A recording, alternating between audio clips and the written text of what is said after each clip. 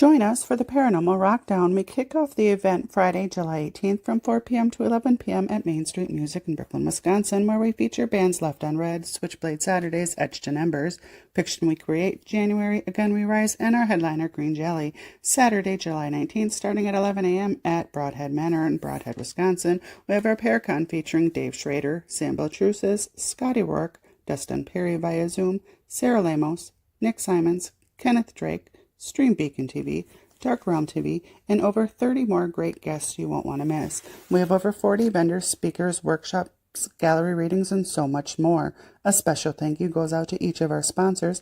Get your tickets before they sell out at paranormalrockdown.com, and we hope to see you at the Paranormal Rockdown.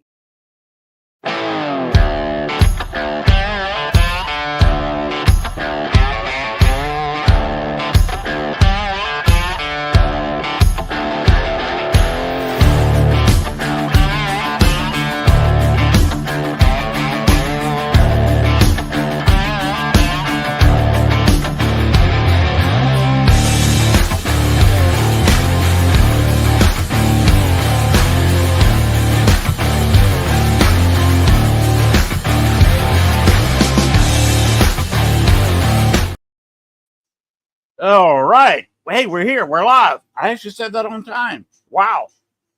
I was ready to go. Sitting on the edge of my seat like I am now. Welcome to the show, everybody. If you're watching live, hello. Hello in the future for those people that are watching the recorded replay of the show. Of course, it's stored automatically on YouTube. It will be stored, I guess, for the next 30 days on Facebook. I'm glad you're listening to the show anyway. Hello to everybody on YouTube.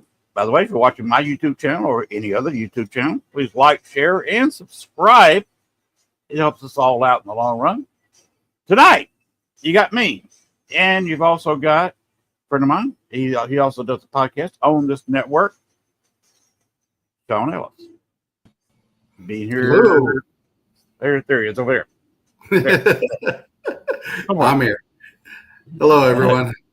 How you doing, Len? I'm doing better than I was the last couple of days. Well, that's always good to hear. That's definitely for sure. Yeah, you never know what's going on. I'm still waiting on my air conditioners to be installed. You probably heard about that. I've had Gwen and I have both had problems with air conditioning, and I actually spent $150 to have some of my air conditioning fixed. He was unable to fix one. And the one he fixed blew cold air for 3 days, and it's not doing it anymore. No, that's a good thing if it's working, though, right? Oh, is that the wolf barking in the background? That is Guardian. He's an 88.5-pound Great Burmese, and he likes to get his airtime. Sometimes he might jump up here once in a while. If he does that, he's welcome to. Get some FaceTime if you want one. He's just sitting here right now. He may pop in. See Chris Hartle's paying a visit. Yep. How are things going down at the Paranormal Rockdown? I hope well. Yeah, I'm definitely going to be. I'm definitely be going to that in July as well in Broadhead Manor. Well, Bob. That's kind of related to my air conditioning issues. Like I said, I'm ended up paying $150 for nothing. And to get new air conditioning in here is going to cost me over $5,000. Wow. That's crazy. Yes. Hello, Thomas. Well, it takes 4 air conditioners to air condition this house. And I'm getting the new air conditioners put in mini splits on one end of the house. Yeah, I hope it will cost me to have 2 units come in. Well, I hope when they get it all done, you're nice and cool instead of being heated up all the time. Well, I hope so, because it's actually warming up down here after our rain we had this afternoon. So that is tomorrow. They're predicting a little bit over 90 degrees, 91, 92 degrees, and predicting our average of about 80% humidity. Yeah, we've been having 90 degrees the last 4 days so far. So it's getting up. 90 degrees is about average this time of year, so it's supposed to go up from tomorrow. Hello, Bill. Yeah, Bill Walters is a cool guy. He is the owner of Broadhead Manor. Right. I have never met Bill, but he is a very good gentleman, from what I've heard. Yeah, he's pretty awesome. And I do wish Broadhead luck, and I'm hoping that the Rockdown is highly successful. Oh, they've had some paranormal expos there. They do a tremendous job there, so I'm sure it's going to be a big success. I have no doubts. They got a fantastic lineup, and I think it's why people coming from all over just to see that great lineup. I'm really hoping that Michael is ready to appear, because I know he didn't feel like doing his podcast earlier this week. I'm hoping he's all healed up and ready to rock and roll for the Rockdown. Pam Harris, she's from Serene Divine. I was a co-host with her on her show for a little while as well. Hello, Pam. Hello, Pam. No, thank you, Bill. I feel the same way. Shawn, I know, let's do something a little bit different than you've done on your show. Tell us, for those people who don't know, what all you do on your show, kind of guests you look for, and what Eternal X Wolfpack is all about. Well, I'll start out with the beginning. I am the owner and operator of the Eternal X Wolfpack Paranormal. I have about 6 team members that's on my team. We actually go out and do residentials and places as well for investigations. I have been to several locations like Bell Mansion. I have been to Broadhead Manor several times. I've met with Bill Walter. And like I said, they've got a lot of activity there. It's a great place to go. If you haven't been, definitely go there. Like I said, I've been to several places. Of the Aura in Bartonville, Illinois, which was owned by Zellers. That had some really cool places that I've investigated inside of that. But otherwise, on my show, I contact teams and we talk about paranormal, their experiences, things they've done, how they took care of the situation, what type of equipment they like to use. And it's just a little chat and learning for everybody, because everybody does learn things different from everybody else. And to find out what they do when they go on their investigations and actually how they handle them. So that's what I like to do. Cool. What kind of spirit box, ghost box, or communication devices do you use? We use just a basic spirit box, nothing fancy. My crew member, one of hers, she's got all the high-tech equipment. We've got some infrared cameras and stuff like that, and ley lines for the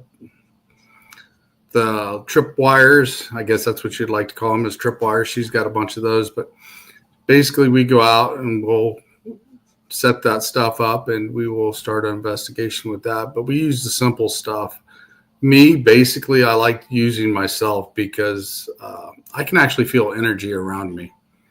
And I've had shaman classes and I've had some Reiki. And I've learned a lot of things over the last several years. How does the Reiki help you? I'm able to feel the energy, if it's bad or if it's good that's around me. I can actually feel that energy. And also it can determine where it's at and where it's coming from, because I don't actually see spirits or apparitions. I've only seen 2 in my life, but normally when I see something in a house, it looks like energy coming off the asphalt or like hit heat wave. Right. That's what it appears to me, because it's a different change than what you're seeing normal. I see energy. So to me, Okay. that's how I find things. Yeah, I've seen that also. Of course, when you're looking at something like that, and it's remotely the shape of a human and is moving maybe different than the surrounding, you got Yes. to wonder what you're looking at.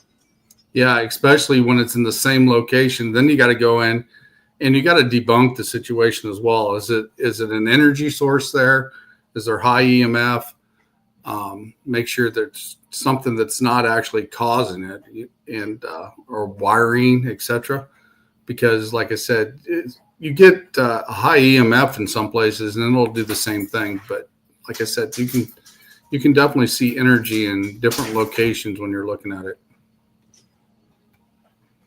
Now, I was investigating one place where it was a building was almost 100 years old, and of course the electricity in it leaked, and the breaker box is up against the wall, and that's where everything was appearing for people. And of course, that kind of EMF, when you have a leaky power, will make you see things. Oh yeah, it'll give you headaches. It'll make you hallucinate and all sorts of stuff. But yeah, it's when it's definitely high energy around. That's one of the first things you always kind of check is to make sure the power box and stuff is not giving off high energy readings and causing the situation itself. That's definitely for sure. You know, when I went in there with a K2 RML, you get too close to the breaker box, they went off. So what we did when investigating, we just avoided that area because you were going to get false positive no matter which way you walk. But you also wanted to know that where it's at, and when you get by that area, what's tripping it too. So that's always good to know instead of coming by and it's like, oh, I didn't catch this before, and you know somebody caught the power box but didn't tell you about it. So, but you always want to definitely know what it is, so when you cross that area, that you can eliminate that spot. Yeah, that's what I did when I went in there with various teams. I tell them breaker boxes right here. K2s and males will go off if you stand here. And I'd stand right there. Yeah, and you could feel it standing there. Mm-hmm. It was a bar that had been a funeral home. Oh, I've had a few of those. I actually lived across the street from one. A bar or a funeral home? A funeral home. Oh, okay. Yeah, they turned it into a house. Oh, wow. Would you want to live there? There was definitely shadows walking across the land over there across the street at time too. So, but yeah, the neighbor actually come across the street one day and was talking to me about it, and was telling me that it used to be a funeral home because they got the old candelabras.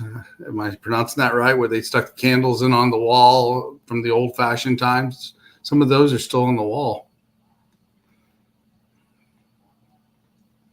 Yeah, similar to those, but the ones made for the wall. Yeah, made for the wall. The old brass ones. Mm-hmm. Well, there we go. Yeah, that's definitely a little bit creepy, even living next to that. Of course, why do spirits hang around a funeral home? I would say they've got unfinished business, but I would say there's a lot of, how do I say, bad feelings, I guess, that's been cooped up on the land from people passing. So that's negative energy too. You've got also positive energy there as well. So you get a little bit of a combination of both, but I would say it's probably a lot of lingering energy unless somebody has some unfinished business that likes to get your attention for sure. Now, that funeral home I was talking about, we found a spirit. I give you his name, Bruno Rodi. He was Al Capone's top bomb maker. Oh, that's kind of cool. Yes. I used to have a family member that was part of the Untouchables that used to chase him down. Wow. Yeah, Bruno was is a bad man. He did a lot of extortion before Al came in. That was his main thing. And then Al came in and took over that gang, the 26th Street gang, and became a Chicago outfit. I've actually been to a cemetery with one of my teammates where Al Capone would take, the hookers or the prostitutes he would pick up. Mm-hmm. And if he didn't like them afterward, he'd take them out to this location and dump them off at the embankment and down into the ravine. I've been to that location before as well. Did you get much activity? There was me and just another teammate, and we kind of did some investigating there. I've got a lot of different readings, and there was a weird glow down in the ravine, and it was getting toward dusk, and there was only the two of us, and we're out in no man's land where it was, so we didn't really want to risk getting stuck or falling down in there where we couldn't see anything. So it's going to be on our list to definitely go back to and check out. But she actually showed me that cemetery, and down inside that bluff off to the right-hand side is where Al Capone used to drop all those people off. Wow. That would be an interesting place to go back and visit. Oh, yeah. We're definitely going to do that this summer. That's one of the things I want to do when I go on break for a little bit from podcasting is take the team and get back out in the field and do some investigations. And when we do that, I'll probably go live with them when I do it. But I definitely want to get back out in the field because I've done a lot of podcasts in a year and 7 months now, and got to take a little breather before I start season 3. I understand. Any idea when you're going to be coming back? You're talking about taking 2 weeks off, a month off, a couple months?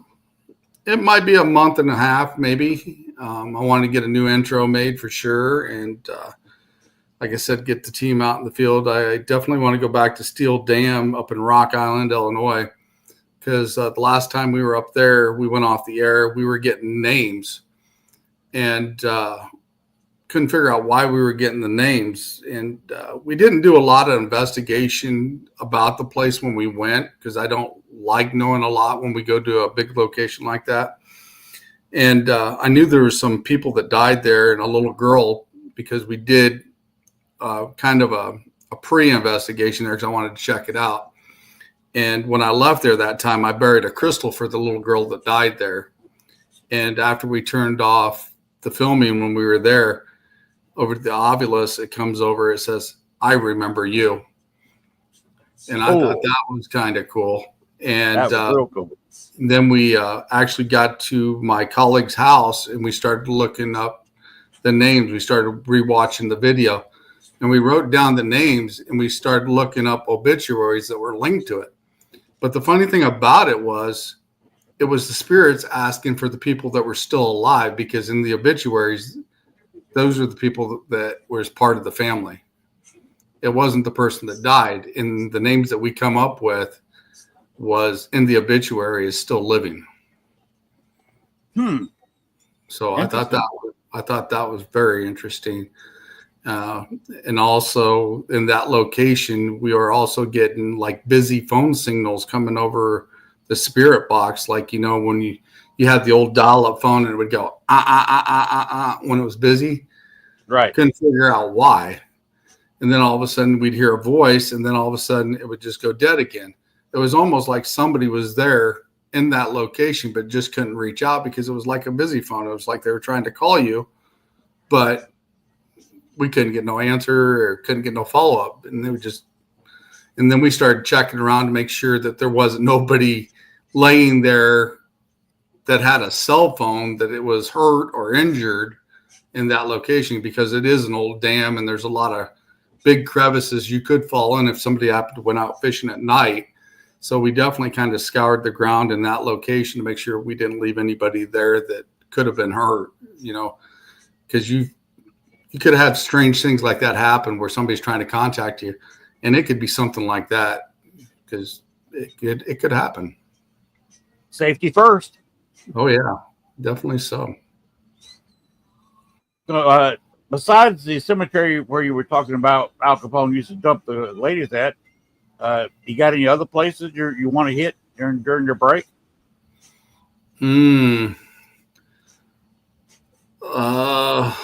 I'd like to go back to a castle that we got invited to. They took the castle apart and they've drug it from the location it was originally at, and they built it in Orion, Illinois. And I have an opportunity to go actually investigate that when time comes. We're just waiting on the word for that, and hopefully we'll get in. But the owner of that place is having a lot of strange activity happen in his house, and he would like to have that explained to him of what's going on. You're talking about an older castle that was moved from somewhere? Yeah, it was actually moved from another location, and they put it back together brick by brick or stone by stone in that location. And I've even heard stories from some of the residents around that area that they've seen strange things along and around that area as well. Because moving a building like that, I'm thinking, my theory anyway, is that the spirits that may have been hanging around the castle at its other location move with the building. Oh, it's very possible. It's very possible. And it could be also possible that there's something still reminiscent on the ground that they put it on. True also. So They may have a combination. Of course, that's going to stir up some activity. oh Because yeah. if the ghost came with the building, they may be stored in the bricks or the blocks, whatever it's made of. Mm-hmm. And then when you build it on the land, any spirits that hung around that area from land, from an old house, farm, whatever was there before, could also be hanging around looking at their surroundings and say, what in the world is this? Yeah, something new and just out of place, and they're not used to that. But yeah, it's definitely true, especially the fact, like I said, it could be the ground that's on it that they removed it on and put it on. Ground could have reminiscences of energy from both locations now. I would be very interested in opening up a spirit box at that location. Oh yeah. But you might have spirits talking with each other more so than you, just listening to it. There's no telling what you hear. But one of the owner actually said he was laying in bed and he felt something pressing down in his bed. So that's got me very curious to what that could be. Mm-hmm. That would be a very interesting place. Where you got any conventions you're planning on going to other than Broadhead Manor? Right now, I might go to the Rock Island Roadhouse. It's coming up, I think, in October. I'll go there. I'll just be visiting and with friends and people I know because I've went up there before. I've actually investigated the Rock Island Roadhouse with some friends called the Eternal Paranormal. And we actually got some really cool stuff out of there because we did what they call the Estes method. And I was sitting downstairs in the basement area and they were sitting upstairs on another level. And we actually got some good communication going back and forth with that and some answers to that. It was really neat that night. We actually heard locker doors closed. It's upstairs in the area because it's kind of like an old school building locker area in the location. And me and a couple of the other ladies were sitting in one of the rooms and we actually heard the locker, like a knock on the locker outside, and nobody was up there with us. Oh, wow. And you would hear, like the rattling of the old tumblers. You would hear that kind of going off, and that was interesting as well. And we got a lot of cool stuff out of there that night. Interesting. I forgot what I was going to say. I had a question all lined up too. No, it was not Wolf Wolf. Yeah, he's a pretty good guard dog. He likes watching out the back window and letting me know anybody's coming up in the yard. Yeah, I got my wife for that. I live in a kind of a secluded area. It's a one-way street. It's half mile long. Yeah. And everybody up here is armed because this is old deer hunting area, but it's getting a little bit too crowded for that. Too many people living here to go out and shoot your gun randomly. Although back in the fall, the neighbor across the street shot and killed a deer so close to my property, even though he's across the street. I smelled the gunpowder. I heard it go off. I knew it was loud. That was a gunshot. I could smell the gunpowder on my front porch. Oh, wow. Did Did she offer you any of the deer meat? No, even though I could look out on the porch later on and see him with the the back feet hanging up, skinning the deer. I'd say, hey, that's kind of close to me. I want a little bit of that for jerky Really? or something. Just put up with the noise. Yeah, most definitely. Oh, excuse me. A little bit more tea there for the throat. Throat's still not perfect, but let's see, where were we going? You're going to the Paranormal Rockdown, and I got to say Paranormal Rockdown because Bill's in here and Chris was in here earlier. Yeah, I say Paranormal Rockdown as often as I can. Yep, definitely. So, like I said, Broadhead Manor is a great place, especially to go investigate. There's a lot of activity there. The very first time I was actually in Broadhead Manor was with one of my teammates, and we were up there for the Eternal Paranormal's open house. And it's the first time they did something there. So I went up there to support those guys. And then I met Bill and them. And Bill took us on a tour of the place of where to go and where not to go. And we actually got down by the boiler area, and everybody was standing around. And I'm sitting here looking. I'm like, what? This one guy walked up the stairs, went about 20 feet, took a right. And the dog went up the stairs, followed him, took a right. And I'm like, okay, well, I'm going to follow this dude. Get up there, turn the corner. The dog's sitting there. The guy's gone, and all the doors are locked.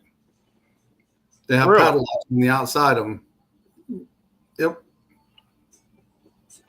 So the guy wasn't a guy. Nope. He said, I seen the janitor that used to be there. And we actually got some kids' names and a closet area where they store stuff that he's actually confirmed that when we were there. And a lot of interesting stuff there. It's definitely a place to go investigate for sure. All right, what I was going to ask you is, for the people who don't know that may be listening tonight, can you explain the Estes method? It's where you put on headphones and you got sound in there where you can't hear anything. It's kind of a distortion. And somebody will be asking questions where you can't hear. And you, with the one with the headphones on, are the ones trying to answer or pick up the voices of the ones speaking and what they would reply with. And if you focus and concentrate, you will hear them. Adam Ramos is in the house. Hello, Adam. Adams is an all right guy. I've had, well, again, I'm down here working by myself. I have nobody to work with, so it's kind of hard to do a singular Estes method. Oh yeah, definitely so. Have you tried it? Have you tried it over the internet with other people? No, I haven't really done that.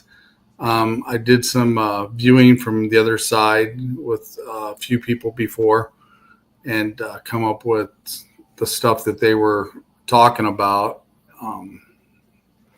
But otherwise, I'm the type of person, I actually like to be on the ground. I want to feel the energy there and then figure out what's there by what I feel, instead of having somebody kind of explain what's going on. And then afterwards, compare notes or etc. But being the lead of a team, you got to find out that stuff before your team goes in, because safety is always first. And you got to find out who your clients are, and you got to talk to them and actually find out what's going on. And then I turn the team loose and let them go. And then I'll compare what I've been told to what they find. And then we start breaking down things to figure out what it actually is. Yeah, I know what you're talking about with that one. I was down doing a ghost hunt in New Orleans, of all places. And with a guy, he kind of ran the thing, and we were in there. A bunch, there was 12 of us maybe, and I was kind of playing the lead there to kind of start with, and I'd been there before, and was talking to a spirit named Michael. And he talks to me. We're theorizing because I lived in Chicago for 14 years, and he died in the Chicago area. But he actually grew up in this building in New Orleans, and that's where he is. I don't know if he hangs around the spot where he died in Chicago or not. He's just a spirit that hangs around a building down in New Orleans, building that was built about 150 years ago, where he came up. I definitely like. If I ever get a chance, I'd love to go down to New Orleans and investigate with some of the stuff that's down there. Well, it's kind of hard because you've got, you know how things are in the paranormal. You've got people competing with each other. They're all trying to make money. And that's one thing you got to watch out in New Orleans. Everybody that talks to you down there is trying to make a buck. Yeah. And if you ever start walking in there and you're oogling the sights, obviously, you know, the first time you've been there, don't let the natives fool you and say, I bet I can tell you where you got those shoes. Because people automatically think there's no way this guy can tell me where I bought my shoes. But that's not what he said. He said, I bet I can tell you where you got those shoes. And he said, okay, tell me where I got these shoes. He'll tell you they're on my feet in New Orleans, on your feet in New Orleans.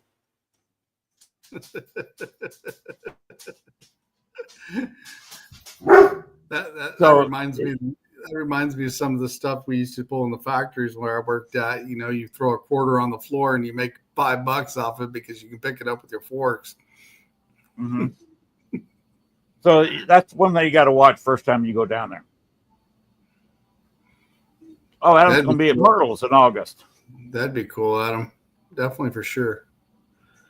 Well, if you want to visit New Orleans in August is not cool.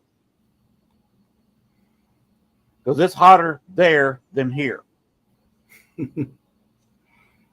And I'm about the same latitude as Atlanta here. Mm-hmm. And New Orleans is about the same latitude as St. Augustine, Florida. It's about the same distance from Atlanta as it is from here to New Orleans, about 6.5 hours drive. But they're more humid. And it's a little bit warmer. So August would not be cool. Myrtle's, as long as you're inside and they may have the little air conditioner cranked up, that'll be cool.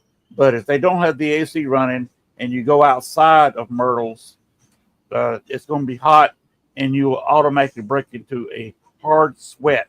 It will not go away because it's so humid, the sweat will not evaporate. So I would advise Adam to invest in 2 or 3, however many people he's going down there with. You've seen the battery-operated fans with a handle about that long where the batteries go and about that big around, and especially one that's got a water container on the battery pack where it can mist a little bit. Get one of those. They're available on Amazon. And I would advise Adam to do that before he goes to Myrtle's. Or any place else down there, because it is god awful hot. This is their off season. Now, if you want to go to New Orleans and ghost hunt, now's the time. You can pick up some great hotel deals. This is their off season. You can pick up some hotel deals, but just remember, even at 9 or 10 o'clock at night, it's going to be god awful hot. Well, there you go. You got a hand up. You know how to handle it, Adam. It may be a little bit more humid. I don't know. It's tough to beat the humidity when you're getting close to the Gulf and right there in the Mississippi Valley. And also remember on the French Quarter or even Myrtle's, you only got about 3 or 4 feet above sea level, which makes it oppressive. Okay, my voice is already fading away. That's not good. Mhm.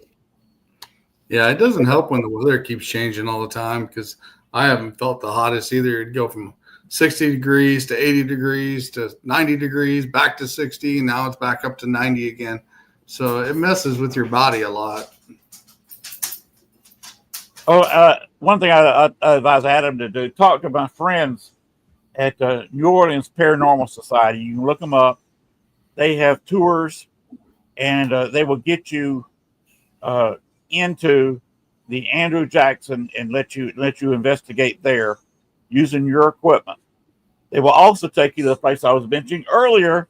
You can talk to Michael at the location behind a voodoo house. It's an old slave house behind a voodoo house, and they'll get you in both places for the same price. And they may even make a deal with you.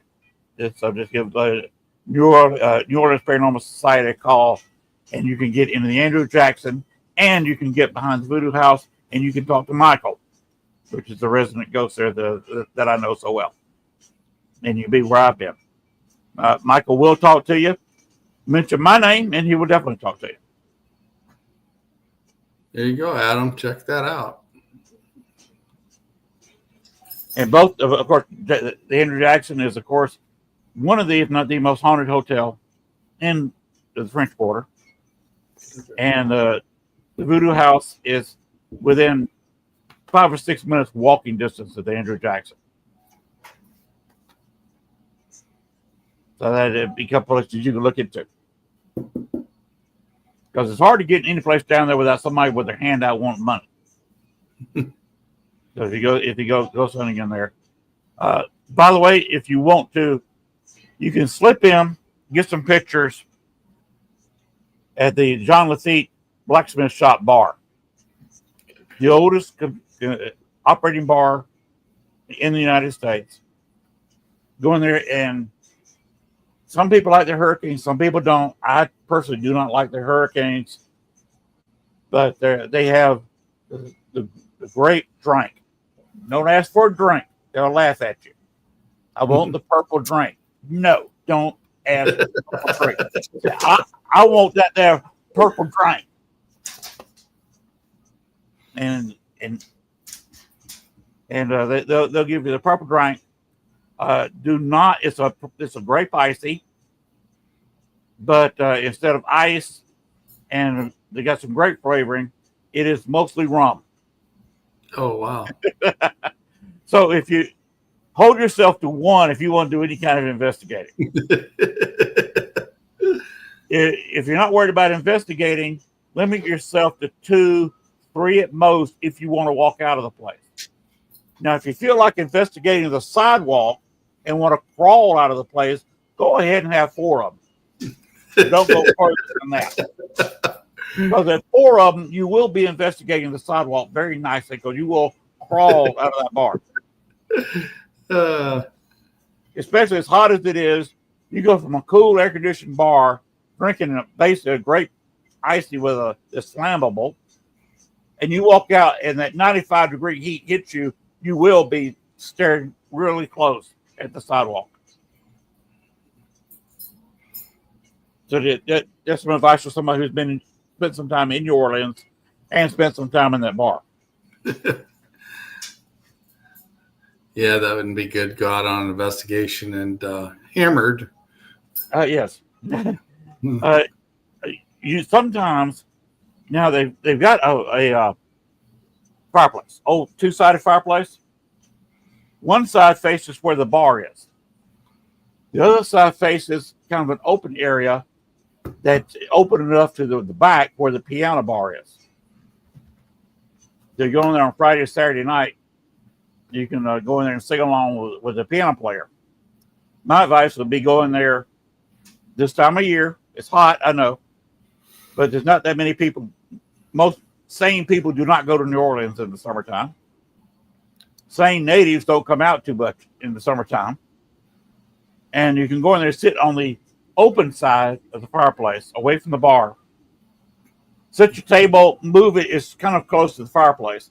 move it out just a little bit and sit there and maybe open up your spirit box with earplugs or what do they call those? Sure. Those things you put in your ear. It operates by Bluetooth. Use some of them and listen to your ghost box like that and just whisper. And have your phone sitting there. People think you're talking on your phone. And you can talk to spirits right there. And sometimes, I believe that Shawn Lafitte will appear in front of that fireplace. And I'm talking about maybe 3 feet in front of you. So you want to keep an eye on the fireplace and maybe ghost hunt that way, where everything's kind of in your ears. If you got a recorder, maybe run part of it to a recorder or something. So the place is definitely haunted. You can ask employees about it. They won't let you upstairs because that's where they have the money and the office. So they won't let you go up there. But they say that ghosts are always up there in the office every time they check up at night. So it's a fun place to go. Right now they're having a pirate competition around there, and they're trying to promote their pirate is the best pirate in New Orleans. So you get some great photos there. Of course, you want to stay somewhere in New Orleans. The John Lafitte Hotel is across the street, which is also haunted. They have a woman that walks up and down the stairs. She was not killed on the staircase. Her child caught probably pox back then. She died in a room just at the top of the stairs. The mother was so distraught, she locked herself in the room back when it was a mansion. And 3 days later, they went up there to check on her, and she was dead, died in the same room. So you can see them in the hallway. You can also see them going up and down the stairs. So that's just another piece of advice. You can even if you're not staying there, you go in there to ask them if you can look around a little bit. This time of year especially, they'll say yes, please. Take some photographs of the staircase because you don't know what you're going to get when you photograph that staircase. Definitely sounds a couple interesting places to go to when you go down there for sure.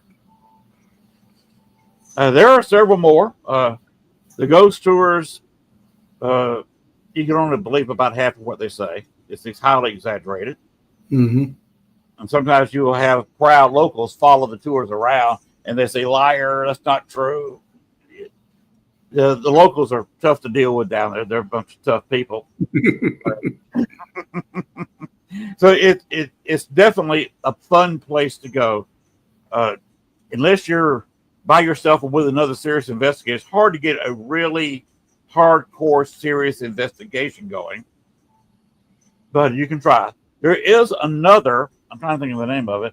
It's not, I'm not thinking, is it Oak Manor? Oak Alley?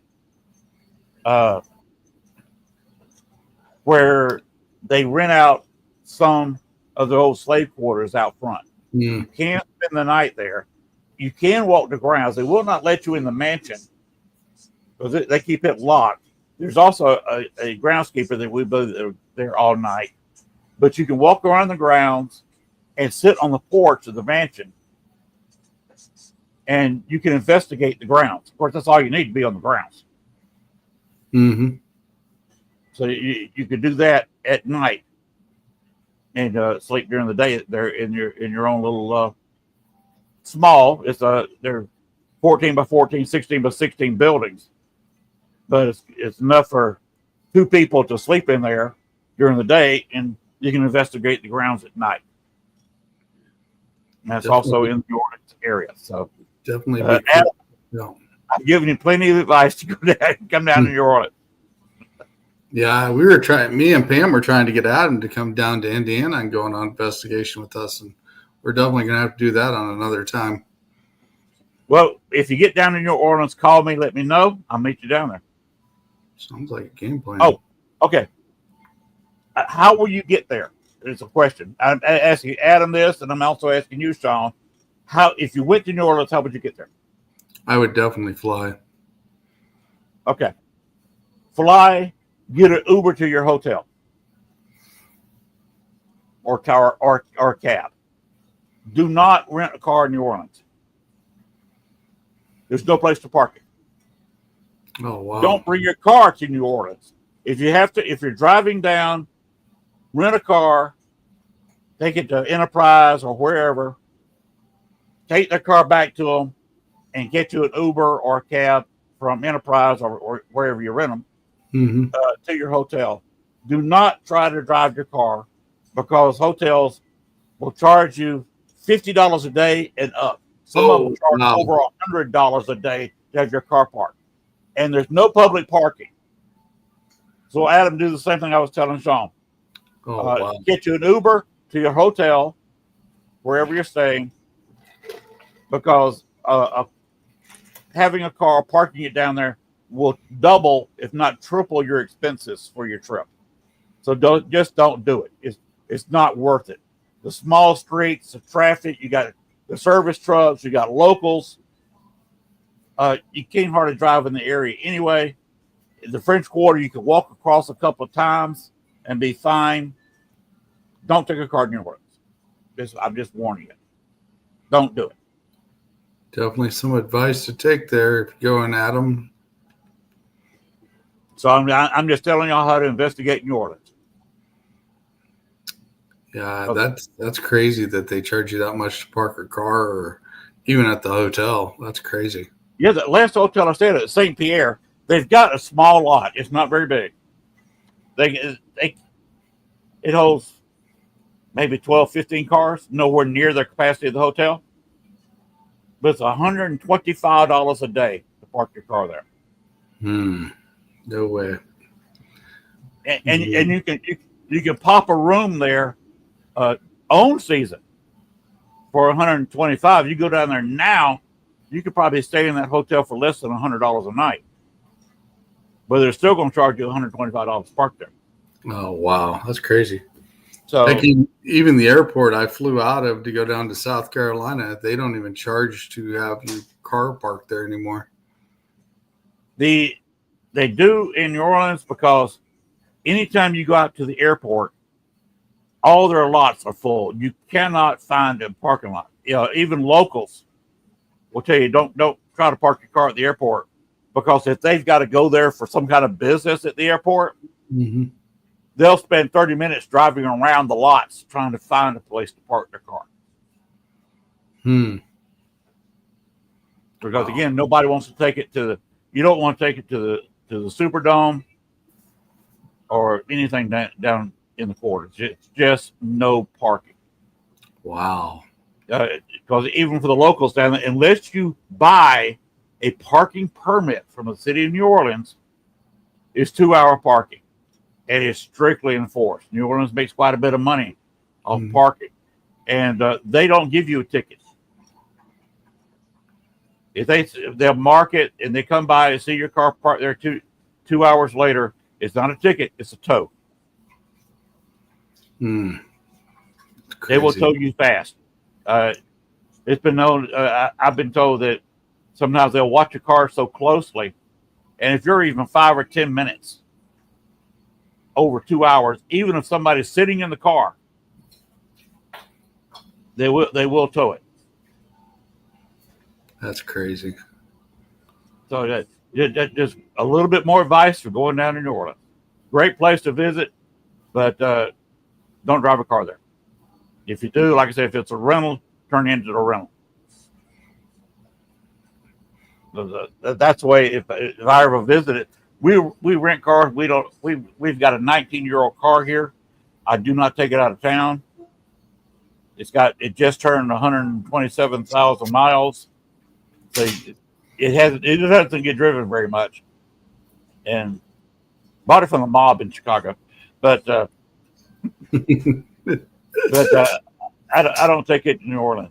We rent a car up in Pine Bluff, Arkansas, and drive it down there and turn it back into the rental car agency, and take a cab downtown.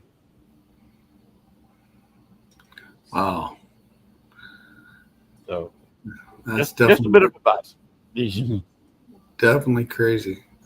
I think it's about $500 to tow your car or something like that. It's not cheap. I know that for a fact. Even in this area, it's not cheap. Yeah, it's rough. Records are expensive, I guess. But I hope I gave Adam some good advice, and Shawn, just remember that. Well, I definitely will if I go down there for sure.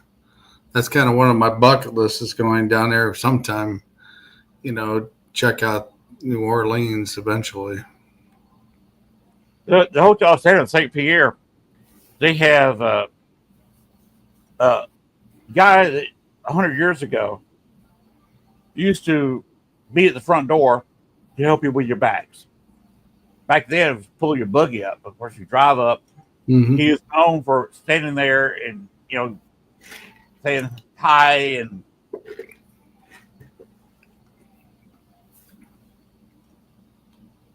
okay. You met Steve Gutenberg. Cool.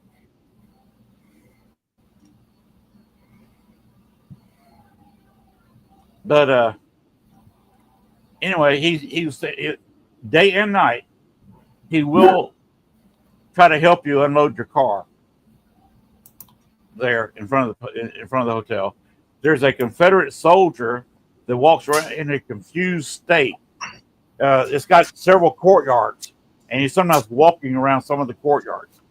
I hate editing. I don't know how you feel, Shawn, about editing video. I hate it. I don't edit anything. What you see is what you get. And that's one of the things when I go out on investigations. If it happens, you see it when it happens. It's not edited. It ain't tampered with. And then nobody can say, hey, that's been messed with or anything like that. It's what you see is what we see too. So I don't mess with editing at all. Yeah, I hate it. But I got a video of me walking around all the little courtyards of the St. Pierre.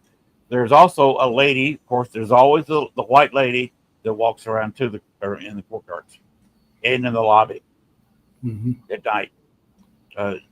The St. Pierre is a mansion, well, the biggest part of it, that was built in 1787. And they've surrounded it with several buildings that they've moved from other locations, including the old Jazz Museum building.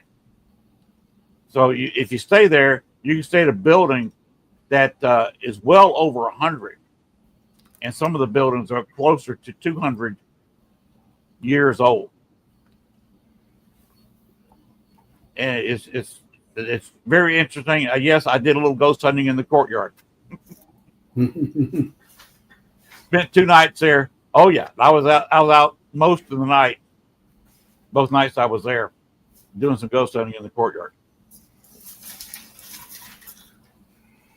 Yeah, we one of the recent things that me and the team actually did, one of my friends posted a thing about the Witches Circle in Springdale Cemetery in Peoria, Illinois. It's one of the haunted places here in the Illinois side that there was a second Witches Circle. So me and a few of my teammates went out and hunted for the Witches Circle. Supposedly there was a second one.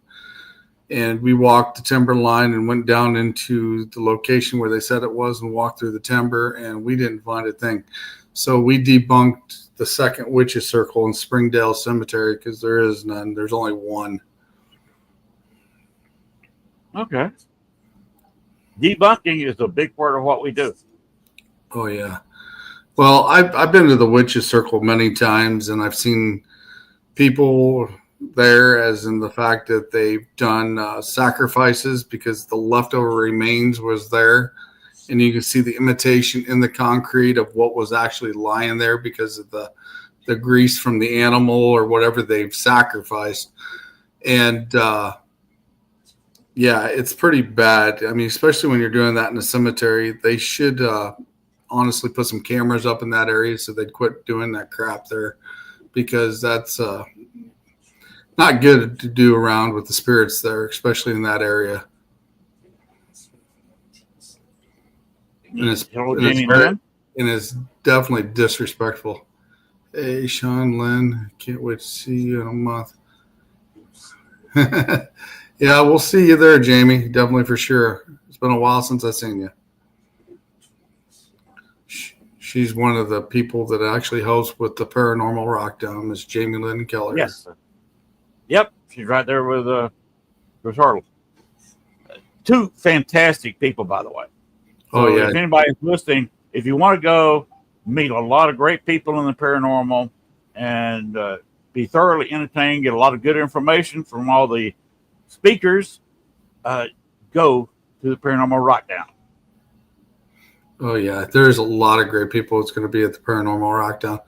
I'll be walking through the crowds and chatting with everybody and meeting with some of my friends there that I've been friends with for a long time.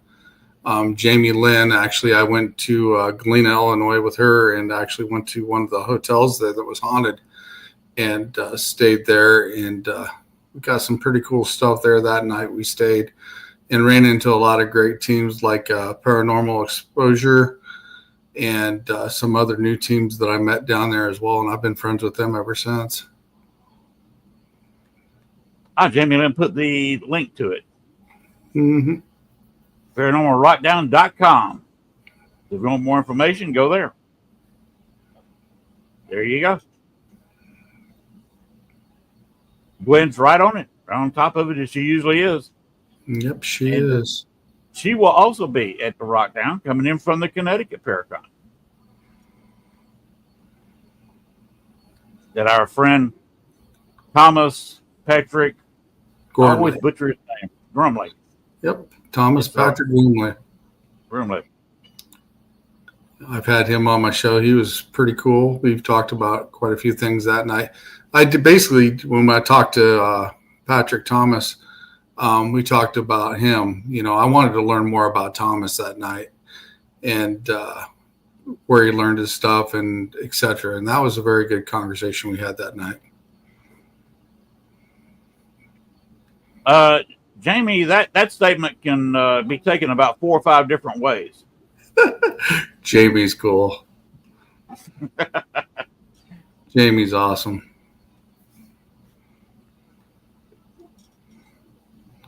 Of course, I don't know which you she's talking about with the capital letters. Well, Gwen just made a comment up there a second ago. She says, "Yes." I'm assuming she's talking about Gwen. Yeah, because Jamie Lynn and I have met. Gwen is just she's the best producer in the business. She is very awesome. She's helped me with a few things when I switched from the other network I was at and I came to All Access. She helped me rearrange my intro a little bit and get it straightened out. And then I also help her as a backup for when she gets busy, and she's out in the field as well. So she does an amazing job. Oh, and speaking of Gwen, looking at my cheat sheet here, I'm really hoping she's available on July 24th. Gwen, no offense to you, but yes, that's when Bill Hauser is going to be on there, and he has requested that Gwen be there in the show. So I'm really hoping he's there because Bill Hauser really likes Gwen. I think yes, I will be there. Everybody likes that Southern accent. Yes, especially Canadians from Vancouver, apparently. Yeah. Yeah. Thank you, Jamie. And I've been playing your commercial, your new one too. And let's see what. Yes, Adam. Is Adam going to be at the Rockdown? Adam, you coming to the Rockdown? I don't know if Adam is going to be there or not. Let's give him a second. Yeah, he says he's going to be in New Orleans. I'll be all around. I got some other stuff that's coming up too, so I'll be here, there, and everywhere. That's what I was asking Shawn. I was like, Shawn, can you close the show out tonight so I can go pack? Yeah, we can do that. Yeah. When you get a chance, you'll have to load down or load that commercial for the new Rockdown commercial because I still got the old one. Oh, it's on my thing. I know, but every time I go to download stuff into my thing, it times out and it won't get it all in there. That's true. He has terrible internet. Yeah. My internet will kick me out, but yeah. Well, I hope everybody, you know what? I hope everybody comes out. I'm going to have a busy couple weeks because we're going to Connecticut and then we're going to the Rockdown. But on the way, I'm actually doing an event with Christina Bloom. So that's my ride. Oh, why not? Jeez, man. No, we'll meet somewhere. I might be in Maine if anybody's coming to that. Well, if you go to Maine, have a lobster for me. Oh, I will. Don't worry. I'll take a picture and show it to you. Before you eat it, apparently. Yes, of course. I'll sit there and go, here you go. All right. Shawn, can you close it out so I can go pack? Because I've got to get up in the morning. And I'm going to Savannah, Georgia tomorrow. So Yeah, I got you. thank you. Yep. That's right. Support. Yes. And can we go ahead and play the commercial for Jamie real quick? Is that okay? Yeah, go ahead. Lynn? All right. Yeah. Let me go ahead and play. I played it earlier, but here you go. Join us for the Paranormal Rockdown. We kick off the event Friday, July 18th from 4 p.m. to 11 p.m. at Main Street Music in Brooklyn, Wisconsin, where we feature bands Left on Red, Switchblade Saturdays, Etched in Embers, Fiction We Create, January, Again We Rise, and our headliner, Green Jelly. Saturday, July 19th, starting at 11 a.m. at Broadhead Manor in Broadhead, Wisconsin, we have our Paracon featuring Dave Schrader, Sam Beltrusis, Scotty Rourke, Dustin Perry via Zoom, Sarah Lamos, Nick Simons, Kenneth Drake, Stream Beacon TV, Dark Realm TV, and over 30 more great guests you won't want to miss. We have over 40 vendors, speakers, workshops, gallery readings, and so much more. A special thank you goes out to each of our sponsors. Get your tickets before they sell out at paranormalrockdown.com, and we hope to see you at the Paranormal Rockdown. Definitely going to be a place to be. Yeah, that's her new one. Yes. Yeah, I don't have that one yet. So like I will said, go and download it real quick. If you will close out for me, I'll go do that and then I'll go pack. Yep, gotcha. Okay, you. go All pack. right. We'll see Lynn, next time we're out. I'm going to pack and I will Shawn's gonna do your stuff next week because I'm gonna be in the air during your show probably. So I appreciate it. But yeah. What was I gonna tell you? Have a good flight. I can't remember. But anyway, I'm tired. Anyway, you have a great rest of your show, you guys. I know you've been having fun. So everybody have a good night. I'm out. Shawn, if you need me. Good night. Yep. Gotcha. All right. Good packing. Sleep well. I'll try. Bye. Yeah, I was kind of kidding her about the Bill Hauser, but yeah, you know Bill Hauser, don't you? No, I haven't had a chance to meet him yet. Okay, Bill he's an older guy. He's kind of like I am. We're about the same age. He's in his 60s. By the way, I will be having a birthday party on the air. My birthday show falls on a Thursday. So Thomas and I are going to get together, and he's going to bring in several guests from his Connecticut convention.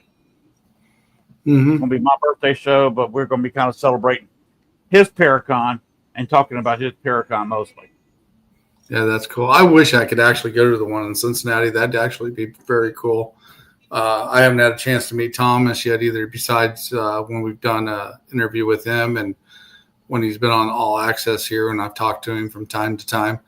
And I'd like to meet Thomas and a few of the other people as well. If I ever get a chance to do that, I'm going to do that as well. Night, Jamie. But Bill Hauser, he's been doing spirit boxes for decades. He's very good at what he does, and he almost always gets results. So I had him as a guest on my show just a few weeks ago. There was an interview type show. Mm-hmm. He's had some of the same issues we all have in the paranormal, and he wanted to get back out there, away from what I'm not going to talk about it. He wanted to get back out, so he asked me if he could be on my show. So I said, "Oh yeah, anytime." he's one of those people that he calls you up or dials you up on Messenger and says, "I'd like to be on your show." You give him the first day available, or you make room for it somehow. He's like that, and I did so gladly. He wanted to be on the show again, but this time instead of an interview show, we're going to be doing a spirit box show. He and I talked for a few minutes, and we're going to go automatically to spirit box. And he specifically requested that Gwen be on there, so he can work with her too, with the spirit box. So Gwen's going to have a good time because you get me and Bill working a spirit box. We have gotten some far out stuff before, as in internet failures, lights flashing, stuff in the room with you. It can get nuts when he and I are talking on the internet and, with the spirit box. There's no telling who or what will come out. And with Gwen being a third person, it's going to be a show to watch. Oh, definitely. Gwen's going to have a good time. I'll give her a guarantee she'll have a good time with the show. Yeah, Gwen's actually done a deal with the flashlight when we've been on a show together. She's put the flashlight up, and we've got activity from that, turning the flashlight on and off. When I was down there with those guys doing an investigation, she actually put one of those flashlights on the tree stump, and we actually got it to turn on and off when we were there down by Kiwi Lake as well. If I'm not mistaken, Bill told me instead of doing it there at his house like we did the interview, he is going to go to a known haunted location in the area and do the show from there. Oh, that'd be cool. So it's going to be a fun show. And of course, that is coming up on July 24th, the week after the Rock Down, and 2 days after my special. Hope you don't mind me advertising my show. Go ahead. I'm doing a John Dillinger special. Thomas Bromley is going to be involved. He's got a couple of friends of his in Chicago that are going to go to the alley where John Dillinger was killed. Oh, wow. At the time he was killed, he was shot at 10:40. So that's the anniversary. On July the 22nd is the anniversary of his shooting.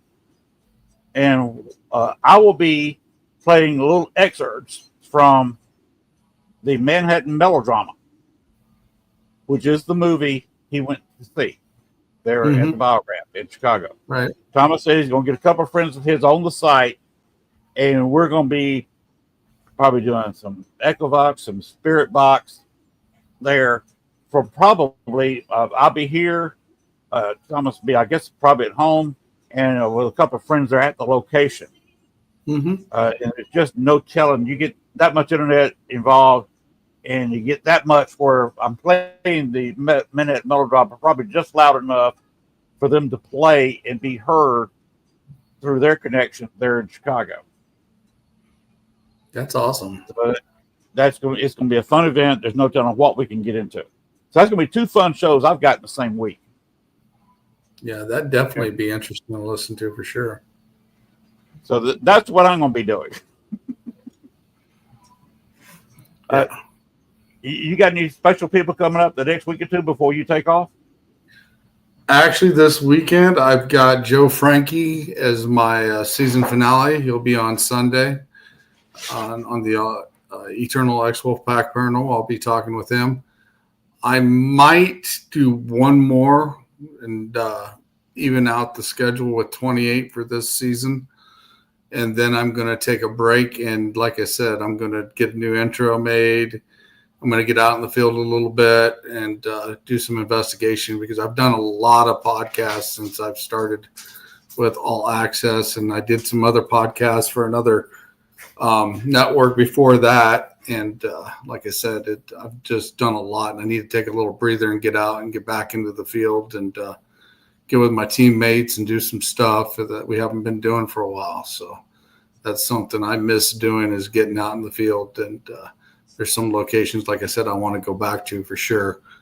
And one is Steel Dam where we, like I said, we know for a fact if a little girl died there along with a few other people. And when we were recording the show that night after we turned everything off, we actually got names of people, and we went back to my teammate's house and looked up those names, and we found them in the obituary. But the funny thing about it, the names that we found in the obituary, they wasn't dead. They were their survivors. So we thought that was very interesting in that factor. And even the last time, like I said, I was there, I buried a crystal for that little girl, and I come over with the obelisk that says, "I remember you." So I definitely want to go back there and do some more investigating at that location, Steel Dam. One of my other teammates has had a friend that they found in the river in the car. He was missing for many years, and they finally pulled up the car and identified him. Well, last summer, we went out to that location, and we were out there on the dock, and we had the obelisk on, and we also had the SLS picture. There's a new app on there. And one of the things I said, if this is you, let us know it's you.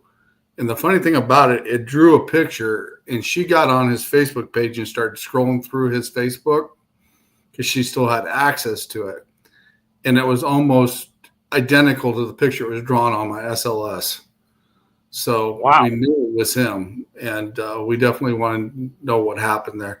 For some reason, they found the car in a boat slit where they backed the boats in. And the funny thing about it is, when you go to back up the trailer into the water, you got to back everything into it. You'd think you'd have felt it or bumped the car in there, but the car had to go fast enough that it actually hydroplaned across the water a little bit and went farther out. And then it sunk. Oh, wow. So we think personally there's something else going on there, but I know they had an open investigation. I still think the investigation's open because they found another car here just beginning of this summer or the beginning of this year. I can't remember exact date, but they found a car next to it and the slit next to it, the same type of deal with a body in it. Oh, wow.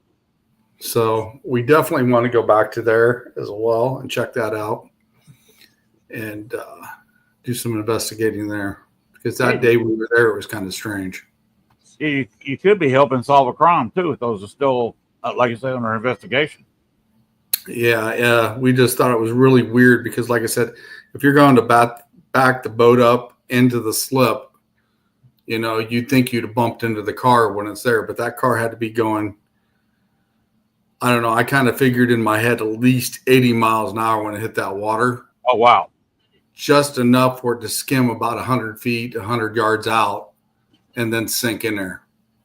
Because there's no way. If it just drove in, it wouldn't have went that far. It actually went out toward the middle of it. So it hit it pretty good and sunk. So we thought that was awful odd. Yeah, that is kind of odd. And the fact is he's been missing for a long time, and she just knew it had to be him. And especially when they pulled up the truck, she said it had to be him, and it was. It sounds like a murder or suicide. Yeah, there's been a lot of shady stuff in that area that's actually happened. But yeah, I definitely want to go there this summer as well. It's called Empire Park, and it's up in the Quad City area. So we definitely want to go there as well. Oh, Randy Stewart said, well, when I'm talking to fellow paranormal investigators, Randy, there's a lot of, You remember that old song? I forget who put it out. Things that make you go, Yes. Yeah. You get a couple of paranormal investigators, there's a lot of stuff that make you go, Oh, yeah. I'd say the most intense investigation I've ever been on is another team invited us to this location. And before they got there, you can look this up in the Galesburg area, but they actually found half of a body in the house. And then this team. Wait a minute, half a body? half of a body buried in the house. They actually found it, and it's actually on. You can find it on the internet. Half a body found in house in Galesburg, Illinois. They actually went to investigate the place, and they had a lot of heavy feeling there. And then they ended up calling the old team that I was on to go help them out. And that night was very interesting because we actually found articles of Charles Manson and John Wayne Gacy in the house, and a lot of other stuff that I'm not really going to announce over the air, but it was definitely indecent, and maybe a child ring that was going on there at one time as well. And yeah, that investigation was about 12 hours. It was that intense. Well, if John Wayne Gacy was involved, there's no telling what you found there. Oh, yeah. I know he actually painted a shop of a friend of mine in Monmouth, Illinois at one time when he was in this area as a maintenance guy. That guy definitely had a more than just a few screws loose. Oh, yeah. He definitely did for sure. Oh, one place I'd like to mention to you. You ever heard of Okraville? Not right offhand, no. It's about 40 miles east of St. Louis. Okay. That far south in Illinois. Okraville, Illinois. The original Mineral Springs, not the one everybody else goes to. It's kind of close to it, but it's another place in Okraville. So make sure you go to the right place. I think the other place is closed off for paranormal investigations. That's what I heard. Have you heard anything about that? I haven't. I haven't been down into the St. Louis area. I've got some friends that I'd like to go meet down in that area. Just got some places I'd like to check out, and maybe if you go down there, look up the original Mineral Springs Hotel. You'll be staying at a hotel, the building of which has been there for 100 years. They built different buildings around there. They had a central courtyard, and they had a pool in the courtyard. So they actually built a roof over the courtyard. But like I said, it's been down there for over 100 years. If you go down there, they have the mineral baths are fantastic. Going there for not a very expensive price. They got a bathhouse with quite a few tubs in there where you can go in there for an hour and soak in mineral water. Oh, yeah. And it's a working hotel. So you can, this is salt and other minerals. And they give you about a gallon of it to drink while you're in the hot water. In a little cordoned off area. There's two spirits there. Both were married to family members. Oh, thank you, Randy. Which one is your favorite? Do you like the skull face? Do you like the ghost scream on the phone? Or do you like Thanos? Death himself. I like that one. But both of them were married to the family that still owns the hotel. One of them just disappeared. She just walked away. And the guy that was married to was a family member, built a shrine for her in one of the closets in the hotel, and would go in and spend hours in the shrine, and they found him dead one day in the shrine. Oh, wow.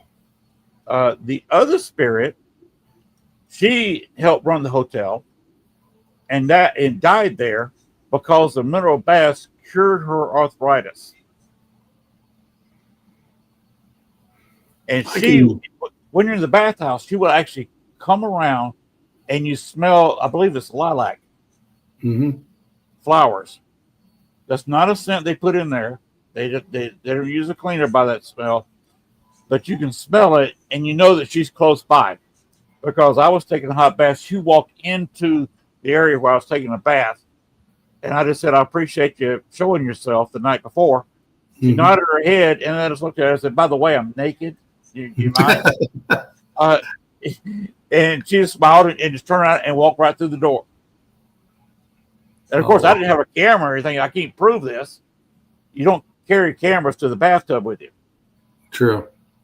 Especially when you're going to be an hour or more in the bathtub. Very true.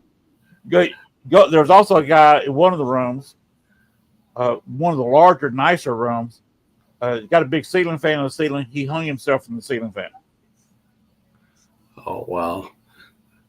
So that's a place you will get a few things. There's also some mob figures there because it used to be a common meeting place for the Chicago mob and the St. Louis mob to meet up. Mm-hmm. Yeah. The place I was thinking of is Alton, Illinois. I wanted to get down there because, I got some friends that's down there. One does movies and one's an actress down there. I'd like to go down and meet them sometime this summer and go check out a couple locations with them because they've been on my show before and they're pretty cool. And I want to go to actually see them live. And they also do what they call a Renaissance fair down there at that time. And she actually participates in that as well. So I want to check that out when I'm down there. Renaissance fairs are fun. I've done that myself. That's a load of fun. Yeah. But if you can go to Okkerville for at least a night. Definitely have to check that out too. And see if they'll let you go into the hallway.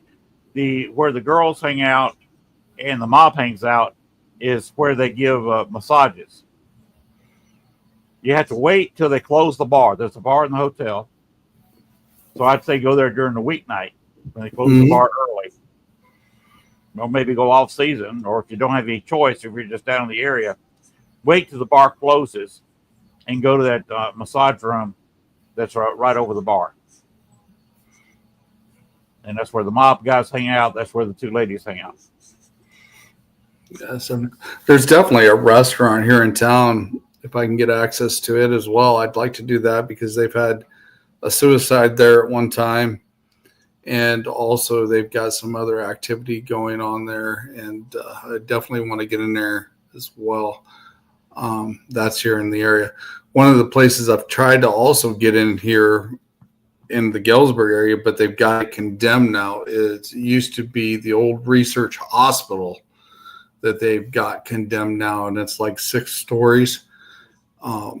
And it was part of Zeller's research, and there was the mental ward that was there, and it's across from our courthouse here in Galesburg. I've been trying to get into that all the last year or so, and I can't get into it because they've got a lot of condemned parts in there, and they've got a lot of people that's actually stowed away in there that's hiding, like hobos and bums and stuff that's, homeless that are actually in there, and they don't want you to go in there, and the cops have been patrolling that area pretty good as well. But that would definitely be a good place because they also have the old incinerators downstairs where they used to burn the bodies in the basement of that place as well. That would be a good place to dispose of a body you want to dispose of, living or dead. My old job would have been a good place for that. We had what they called a pressurized capsule. It was called a vulcanizer, where we used to heat up rubber and hose.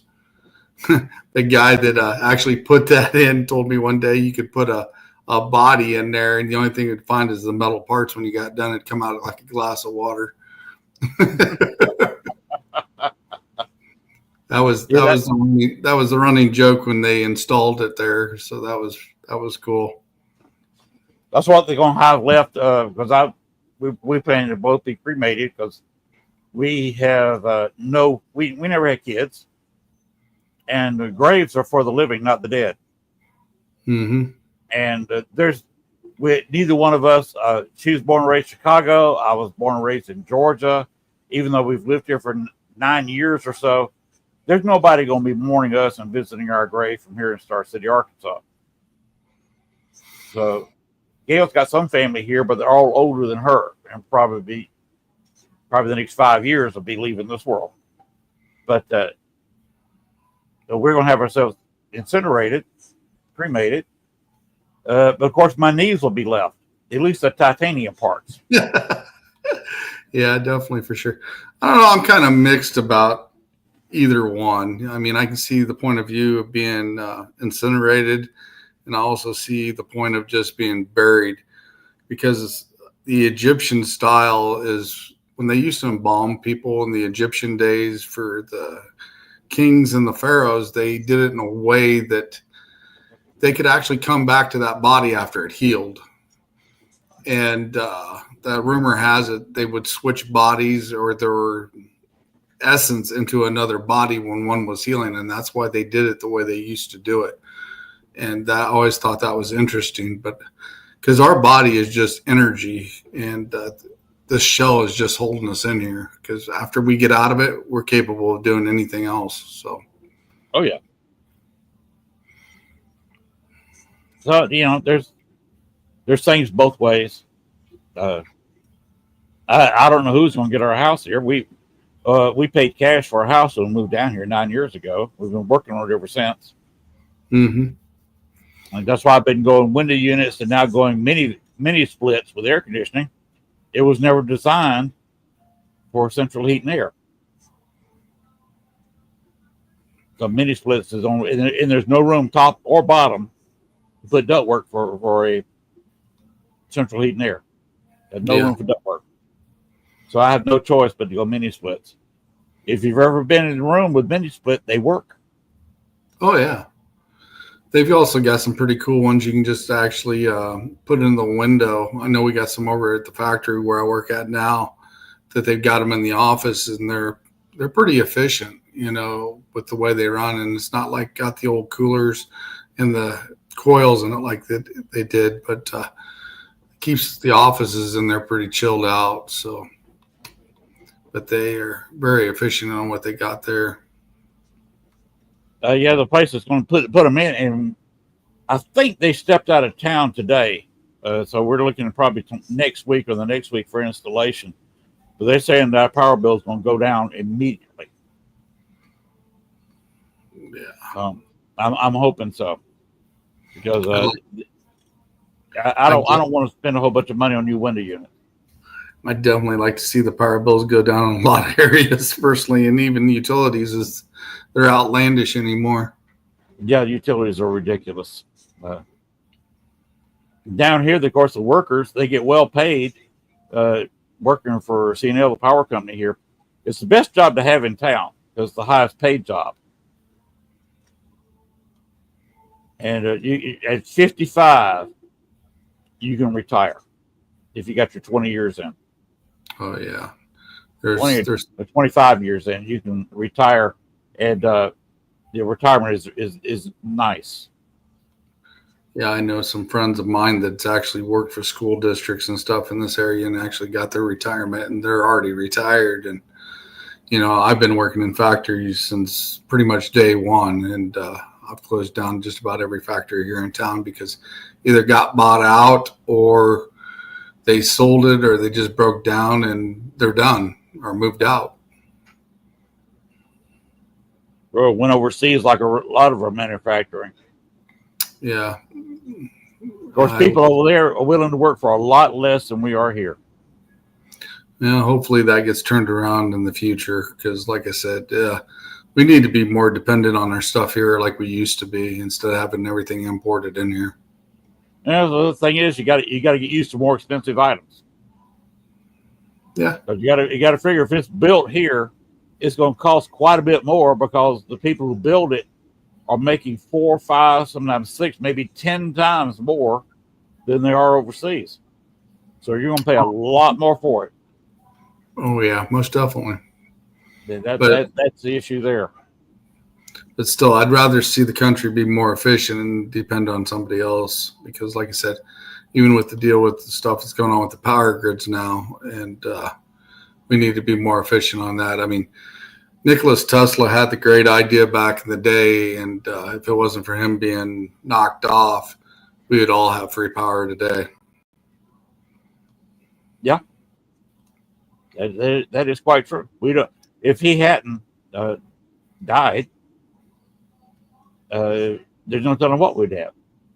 Yeah, he was a very, very smart man. Especially, he would talk about portals and opening them up with energy and frequencies and stuff like that. And that's always an interesting conversation to get into with about Tesla and the things he did back in the day.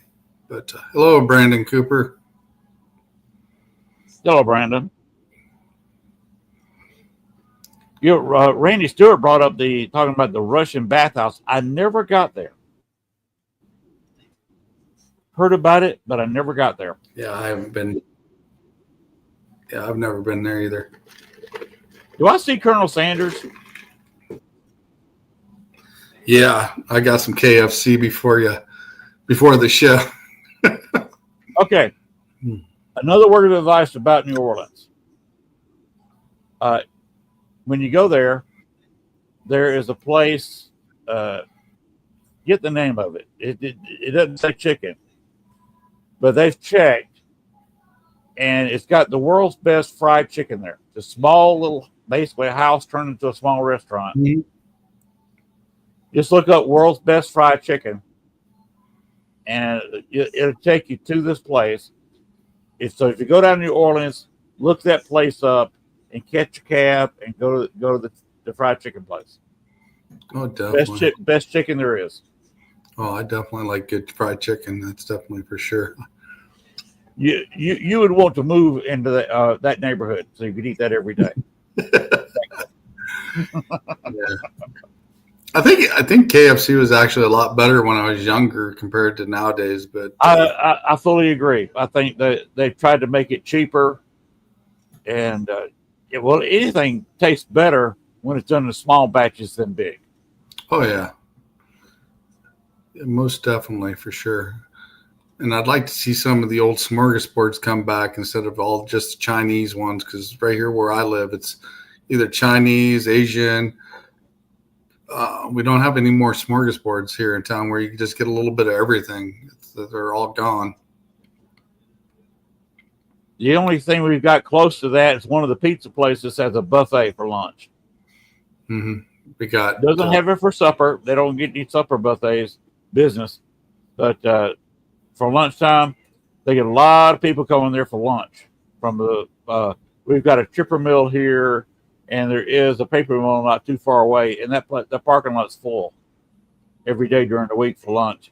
And they do have a fair price for pizza buffet. Of course, they got the other things the pizza places offer, the breadsticks, Mm-hmm. That's the closest we got to a smorgasbord. Yeah, which is not very close. Yeah, we haven't had a decent one here in town for a lot, but I think me and a buddy, we got bored one day when we were at work and looked up in the phone book and just kind of checked. And I think there's 145 places you could actually eat here where we're at, counting gas stations, grocery stores, and just odds and ends, where you could actually get food to eat. And there's about 145 places. I wish they had that many high paying jobs here instead of just the little restaurants. Mm-hmm. Here we have more jobs than people. Well, we got $2 generals here, and they can't keep people. Oh wow! We had a Family Dollar here for a while, short time, and they couldn't keep people. They go in there constantly, and it was the manager or the assistant manager in there by themselves, and signs up all over the inside of the store. We need help. Yeah, like I said, the meth is just kicking butt down here. Yeah, like I said, we need better paying jobs in this area. That's for sure. Yeah. Of course, if you want to come down here and apply for assistant manager at Dollar General, you can do that, but it's not very high pay. Yeah, I've worked retail for a little bit back in the day. Yes, so have I. I've worked manufacturing and retail. Yeah. I'd rather work manufacturing. Oh, yeah. Most definitely. Retail is just a crazy thing. Most definitely. I like what I do now. Sitting there on a podcast or out on a investigating the paranormal. That's fun to me. Yeah, that's definitely what I like doing too. I like to meet new people, talk to Yes. new teams, and talk about their experiences. That's for sure. And you get to meet a lot of new people. I mean, I've met people clear over in the UK that I'm friends with that I talk to on occasion, and over in Australia with Miss Nikki Cameron. She's over there in that area. I talk to her every once in a while. Um, but yeah, you meet a lot of great people when you're sitting here talking and learning about them and their experiences in the paranormal field. And I wish more people would actually be more interactive with each other as a team wise and sharing information. And because, like I said, I could have something that I've seen or experienced that could be linked to something you've been trying to figure out, and vice versa, that it could open up a whole new batch of worms that everybody's keeping hush hush about, you know? Yeah, I almost got sued because of that. Wow. You remember the white lady of Bachelor's Grove, the lady on the stone? Yeah, I've heard something similar. Yeah. Yeah, Judy Huff took that picture. She was using high speed 35 millimeter film, infrared, and she took that famous picture of the ghost on the stone. That was under, I was taking this picture taken in '92, but Dale Kazmarek's group, Ghost Research Society. Mm-hmm. And he went for years not knowing who that was. And there was 4 or 5 names going around. And Judy Huff appeared on Ghost Adventures twice with that photo. And they looked at the negative and said the negative had not been tampered with. But when you develop a picture from the negative, there the ghost picture is. Mm-hmm. I found out who it was. And one of the first people I went to was Dale. So he could share it with Judy about the name I came out with. Mm-hmm. Amelia Patrick Humphrey's the name. Mm-hmm. And the reason she comes there, her firstborn child, who died at 11 months and 4 days old, is still buried in Bachelor's Grove Cemetery. Oh, wow. And that's why she was appearing there. And I had put the quotes out here and exaggerate them a little bit. Psychic that wanted to keep that information to himself because he would charge $45, $50 for a seance and try to ask for the names involved, and threaten to sue me for releasing that information free to the world. Oh, wow. Yeah, that's crazy. Yeah. I was almost barred from going to the house where I got the information. They had it open 1 day a month for tours, and he didn't even like me going in there on a monthly tour. Because he was friends with the guy the Historic Society who ran the house, and he was always there when it was open that one Sunday all day long, just talking with the guy who ran it. And they didn't like me in there. He'd follow me around. I just don't understand why people just can't get along and be able to do and communicate and talk about things instead of just keeping things to themselves. I mean, we're all in it for the same reason. We're all in it to learn, to understand, and want to know why. And everybody's wanting to look for their holy grail. You know, for me, the satisfaction is being able to help somebody understand what's going on in their house and make them feel comfortable about being there, instead of being scared of what's going on. And a prime example of that one would be the fact that as soon as I assembled this team for the first time, we had an 80-year-old lady that was saying she was hearing things in her house and wanted us to come over. And I came over and actually beat the team to the house, and I got to talking to her, and she was so nervous that she called me. She says, I'm scared that you're going to find something bad here. And I'm like, just calm down. Everything will be fine. You know, because I said, I can tell right now because the energy in the house wasn't bad. It was calm. It was normal. And I went out and talked to the team, and I said, she's nervous. She's scared that, she called us, but she wants to know what's here. So the team went in and set up all their stuff, and we set up some laser grids. And I sat in the kitchen and I was talking with her, and she was telling me about her cabinet doors coming open, things tugging on her leg. She would hear whispers and stuff. And during the laser grid, I would happen to glance over in the room where we had the laser grids set up, and I would actually see shadows walking across the wall where we had the laser grids. And there was nobody in there except, me sitting outside, and nobody walked by the door. So something was walking. And we also went outside to debunk it to make sure nobody was walking past windows and any reflection coming in. And there was like a shadow that would walk by that laser grid we had set up. And my team was in the back room in that area, and they were getting some EVPs. And the lady said, "Can I go back and hear what they're talking about?" So she got up, and we set her walker aside, and we walked back to the back room. And she said, "Hello," and it come across the box, "Hi." And she goes, "How old are you?" And they go, "You're old."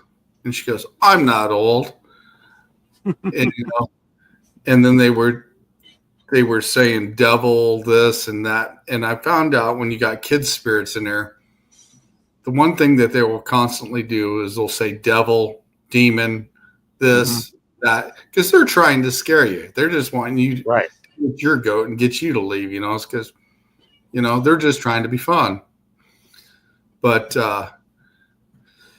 she was sitting there, and she actually got a response out of him. And we walked back up to the kitchen area and sat down. She goes, "Shawn, what are you going to do about these spirits here?" And I said, "Well, what would you like me to do?" And she goes, "Well," she said, "if they're kids' spirits, they can stay here." And I said, "Okay." And I gave her a recommendation. I said, "If they're kids," which we know they were, I said, "they're probably looking at you being a grandma figure because you're an older lady." And I was like, read a book out loud, maybe once a day or so. Play some older music back from that time frame, from kids during that era. And, and if you hear this tug on your leg or whatever, just acknowledge them. And she said, "Okay, I can do that." But she said, "I'm going to keep your phone number right up here on my fridge. And you're going to be the first one I call if something goes wrong." And I was like, "That's fine." So I let 2 weeks go by, and I didn't hear anything. And I went and knocked on the door, and I said, "Hey, I come to check on you." And she goes, "Oh, thank you for having, coming to check on me." She says, "Before you guys came, I was about ready to sell this house because I was scared of it. I'm not anymore." That was the best satisfaction I ever got, being able to help her understand what was going on in her house that night. And my team kudos to you for checking up on her again. Yeah, because she was a nice lady, and like I said, she wanted to find out what was going on in there, and we definitely gave her, that what was going on for sure. Yeah, there's so many people that's in this field. Well, I want to say demons in the house, and that's just not true most of the time. No, demons are rare. Very. I've actually seen attachments. I've seen people with attachments that we've actually dealt with. And I wish I would have loaded some pictures because I've got some that we've dealt with. Some of my ex-teammates having attachments. And you can actually see the silhouette on the wall of what we took out of them. Because me and a Reiki master were working on them. And we were doing energy work to get it out. And you can actually see the face on the wall behind us when we were working on these people. But that's the satisfaction I get, is being able to help people and let them understand what's going on. I don't do it for the money. I do it for the knowledge and understanding what is and what can't be. That's why I do it. I'm just curious about how it all works.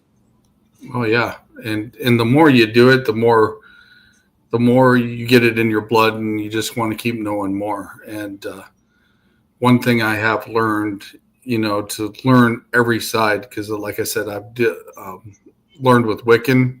I've got people that teach me how to do Wiccan. I've taken shaman classes for over 1.5 years now. I've had a Reiki master show me stuff, which is very good stuff that I've learned down to my Menaki rites. I've also got access to people that has Peruvian. So I've learned some of that as well. And it's learning everything and being able to understand what's going on helps a lot than not understanding it at all. Because when time comes, if you don't know about it, then that could get you into trouble. Yep. So you're doing it the right way, and you're getting thorough enjoyment out of doing it the right way. Oh yeah. And you're to be commended for that. Well, thank you. But like I said, my clients come first, and being able to help them and get rid of whatever's there. And that's what I like to do. And if I can't figure it out, I've got many people that I could contact to help me figure it out and put things together as well. Because I stay friends with everybody. I don't like to burn bridges in the aspect, but I do got a lot of friends. Even Thomas Gormley said he would help me if I ever needed it. And some of my other friends like Paranormal Exposure, Jamie Lynn Keller, all these guys, that I've met, even Letriana Brown and Matt Brown, and even Gwen, because I've met them before, and they're all willing to help if I ever need it, and vice versa, and everybody I've talked to on my shows, I've always said, if you need help, reach out and I'll help you the best I can as well. If not, I can send you in the right direction, because we definitely don't know everything. Nobody knows everything. And to be able to reach out to that many contacts is always a good thing. Yet Dale Casmerick, the name I mentioned earlier, he's been doing this since I was a sophomore in high school. He was doing investigations in 1972. I'd only been 1 year old then. And he will tell you real quick, he doesn't know everything. Yeah. He's been to a lot of places, talked to a lot of people, but he'll tell you right now, I don't know everything. So No, if you're in this business thinking you're going to know it all, no, you won't. If you had 2 lifetimes, you won't. I definitely agree with that, because when you get to that point and you think you know it all, you might as well just hang it up, because everything changes all the time. Yes. If you're not learning something new, you're not trying. Oh, yeah. I definitely will agree with that 100%. It's like when I go to my shaman classes, we try to learn a little bit of everything, from Wiccan to the shamanism with the Indians and the Peruvians and et cetera, because it does help out in the long run. Even learning some type of symbols, will help as well. I mean, I like the Egyptian stuff as well with Anubis, Ra, all that. I like digging into that. And some of those symbols, like we've seen in comic books, if you know who Green Lantern is, that was actually an Egyptian symbol for protection. You did say Green Lantern, didn't you? Yep, I did. From DC. Yep. That's an actual Egyptian with the power ring. Yep, that's actually an Egyptian symbol from back in the time as a protection symbol. There was a lot of study going into comic books. You had what you're talking about with Green Lantern, and then of course you had Wonder Woman, which was always associated with the Greek gods. Yep.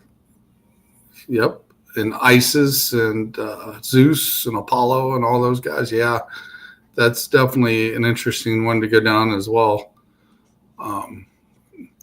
There's a lot of things, even in movies, I've noticed. I just happened to watch a show called The Ark, and it took place, I'm wanting to say 2022, maybe 2023. It came out. It was a series. But some of the stuff they said in The Ark back then actually has come to play, like the fires in Hawaii. They actually mentioned that in that show. Mm-hmm. Now, I watched the show too. I remember what you're talking about.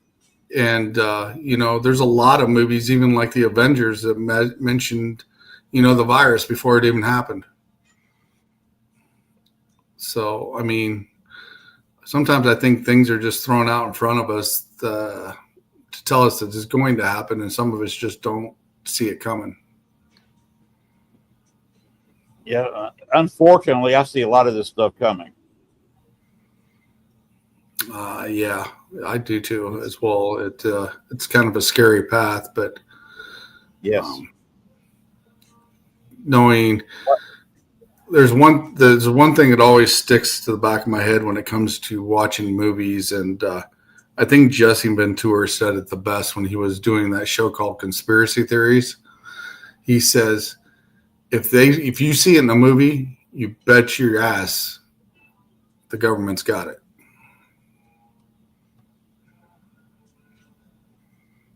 Yeah, because even Jimmy Carter during his regime, his presidency, he had psychics trying to remote view, especially after they kept the hostages over in Iran. He was trying to remote view where they were. Mm-hmm. And there's people that's actually capable of doing that and very good at it.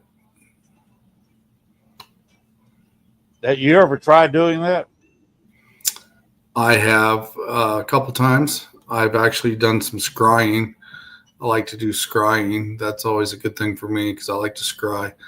But I've also been able to pick up objects sometimes, and I'll get flashes of where it's came from and where it's been.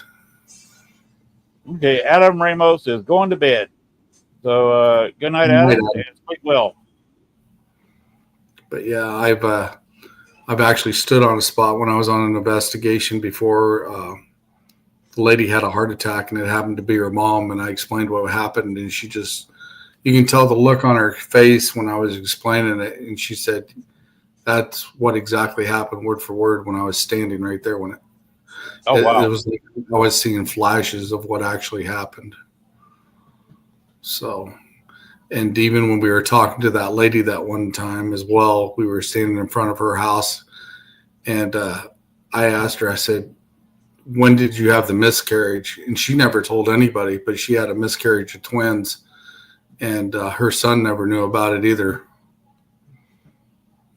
So, yeah, one of the craziest things I did, doing I had to say a home because it was an apartment investigation, private investigation, and they said the building was built in the late 50s. I wasn't sure of the year. So I was concentrating on the year, and in my mind, I was looking at the place while it was being built. Construction workers walking around, and a car went by. Of course, this is in Chicago. It's a 4-lane road now, but or should I say a 5-lane, with the center turning lane. But back then, of course, it was 2-lane road. And the car went by with the radio real loud. And I heard the song. So all of a sudden, I get, I was, in kind of a meditative state. I got jarred out of it because the woman who was renting the place was in a bedroom. Everybody was taking a break. The 2 investigators I was with went outside. You know how people that smoke, they got to have their cigarettes. Right. So they were outside doing their own cig break. The couple went into their bedroom and closed the door. I was in the living room by myself at the time. And she opened the door and slammed it, stuck her head out and slammed it. And I wasn't able to get right back in the meditative state, being jarred out like that. The guys came in from the front, and I said, okay, hang on. I didn't speak to her, but she stuck her head out, looked around, and went back in, closed the door. I told the guys, I said, look, I heard the name of the song. I don't know if she heard it or not, but I want to ask her if she heard a song being played. And I'll tell you the name of the group. And we'll check, see if she named the group. So I told the two of them the name of the song and the group that I heard. Mm-hmm. So the couple came out of the bedroom, I asked, why did you come in here, look around for a second, and slam the door? She said, I thought somebody was in the living room playing music because I heard music. Mm-hmm. I said, can you name the song that was played? She named the song and named the group. Buddy Holly and the Crickets. Mm-hmm. The two guys that I was with were ready to leave at that point. They thought for sure I had co-conspirated with the girl in the room and gave her the name of a song or something she knew, and we're just to have some fun with them. Mm-hmm. One guy, he dropped out of the paranormal a few months later. He thought till the time he dropped out that I'd faked that with her. The other guy didn't know what to believe. I knew him for several years later. He was always in the paranormal, but she heard the song I heard, and I was in my mind and I didn't speak to her when she stuck her head out. How the hell did that work? Frequencies. I mean, just the fact, everything's based on a frequency. And you may have picked up that frequency from that time frame or the shift in time or whatever, and you picked it up, and so did she at the same time or similar, and that would explain it. But it happens. I mean, some people get freaked out about stuff like that. One of the things that bothered me on one of my other investigations that we went to with my old team that I was on, we went to go talk because we were trying to find this missing girl that nobody can find. And the mother was kind of giving us the runaround. And a lot of strange stuff was happening that night when the lead was actually interviewing her. And the mother come out when we got in the car and started apologizing. And I just got this weird feeling. I said, the daughter's only going to be around for about another week, and come to find out she ended up passing away from an OD. Oh, wow. But yeah, I picked up on that. So things like that, you've got to learn to be able to separate your emotion when stuff like that happens and you hear it. Even one of the friends that was linked to that whole case, she actually was found later that year in her apartment with an OD, and she died as well. That was helping us with that case. So that was pretty bizarre. Mm-hmm. You remember me telling you about the guy in New Orleans behind the voodoo shop? Mm-hmm. Michael? Mm-hmm. The couple that run New Orleans Paranormal Society are having a discussion. They both investigated the place on numerous times. One of them, the husband, says that Michael OD. Like I said, he died in the Chicago area. Mm-hmm. She picked up on the fact that it was on purpose. And I picked up on the fact that it was on purpose. So it's still trying to figure this out. Was it a suicide? Because he had nothing. He had used drugs until he had nothing. Right.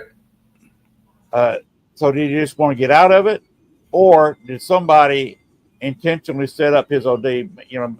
Sold him some drugs that intentionally, right, that were stronger than he was used to. It's very possible. Like I said, when you're standing on that location or around the people, and you pick up on these frequencies and images in your head, you've got to be able to have a calmness about you to understand it, because some people would freak out if they actually heard it. It's like, wait a minute, I didn't hear that, and just blow it off. And it could actually be something that is detrimental, like, a case that you could actually help break open, because you're picking up on those frequencies from what's been there or the person that's there as well. This is a strange life we lead, but it's fun. Most definitely. And it's been in my blood for a while now. I've always been interested in the paranormal.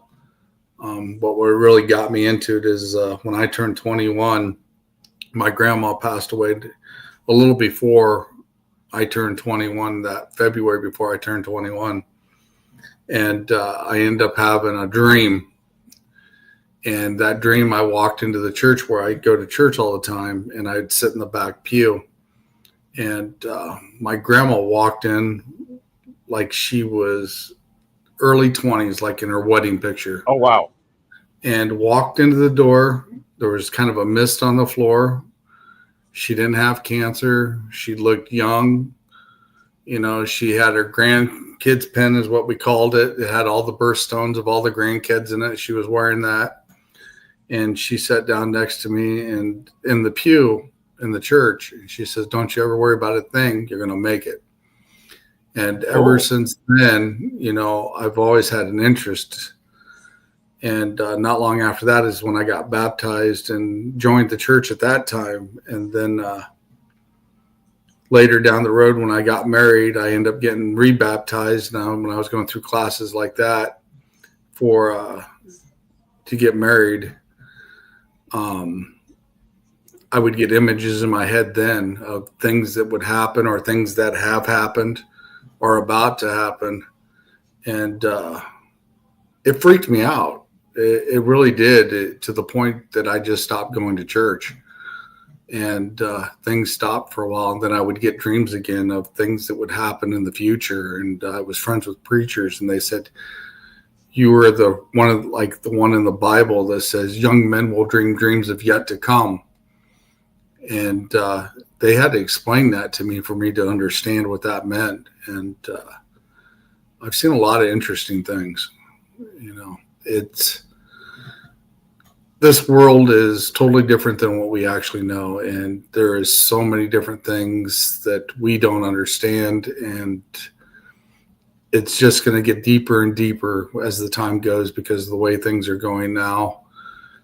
And it's going to get interesting as well. I fully agree. I don't know the ultimate thing, but we've got a lot of stuff coming up there we can't fathom. And I've been in this for 20 years now. I saw ghosts when I was a child. Did my first investigation. I'm about 8 or 9 years old. An old homestead down in North Florida that was writing down by the time this time in the mid 60s, 1960s. Now, by the way, I will turn 69 the 3rd of July on my birthday. Yeah, a little older than me. Yeah, I've been around a while. But I'm just surprised that I've been actually doing this officially for 20 years. Yeah, time definitely goes by fast. Yes, it does. And even on my second it was my third investigation ever with a team. And I wish I had access to these pictures, but there was a picture on the wall that when you looked at it, and if you looked at it right, it would actually change on you. And we happened to notice it. So then we started changing the filters on the camera to look at this picture. And every time you changed the filter, it showed a different picture inside the picture. So it was like It was layered with different colors. And it was and the lady that did the picture, that painted it, was the grandmother of the place we were at. That she actually painted that, and it was a barn that it actually happened. But when you changed the filter, it looked like an angel was standing there at one time with wings, or it looked like a bunch of demons Wow. standing around the barn.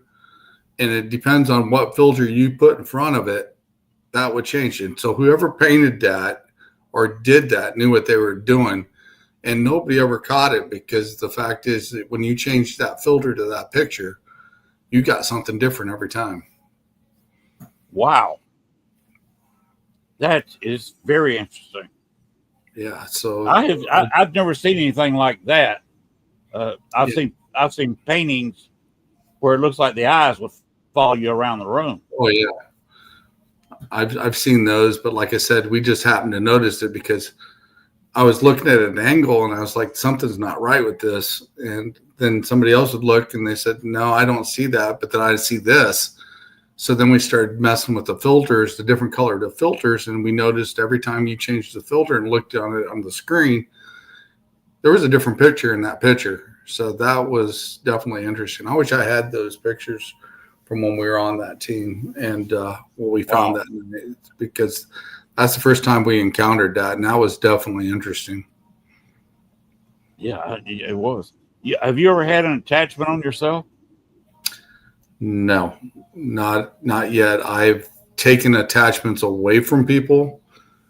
Some of my old teammates had attachments, and the first one that I ever did was with a young boy that was 12, that I seen him pick up the front end of a good sized riding lawnmower and bounce it about 12 times like a basketball. The front end of it. He just picked it up, and me and the other person were upstairs doing the investigation, and my mentor that taught me Reiki was downstairs, and she said, you guys need to come down here.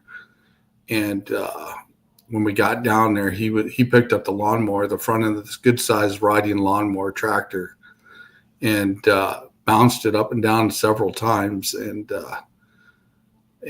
my mentor, I should say my guides, that night, I had a dream, and he showed me how to take care of that. And we actually got rid of that day too. And if it wasn't for that dream, I would have never known what to do. So it was like hand in hand, and it just went together. And the more I started digging into my Akashic records, because like I said, my mentor was a Reiki master, and we started digging into my Akashic records, and we found a lot of interesting stuff. So it's cleared back to the Egyptian times, and some is cleared back to a time when I was standing in front of a platform, and they said that they were going to crucify God, and everybody's standing around just went quiet. Yeah, imagine. I was standing in the crowd like I was standing there. And it was interesting. And they said they were going to crucify him, and everybody just went quiet. Gwen popped herself back in here. I don't know if that's an accident or she's coming in here saying we're running too long and go shut us down. Well, we have run over 2 hours. Yeah. Time flies when you got a good conversation going. Yeah. Yeah, I had one attachment that was turned out she was a prostitute that died in a brothel south of Chicago. Oh, wow. She was during a botched abortion. Ooh. And my hand was touching the table where she died, and I saw there were some light anomalies flying around the room, elongated with a tail. And one of them flew into my left hand while it was laying on the table. Didn't think anything about it. And that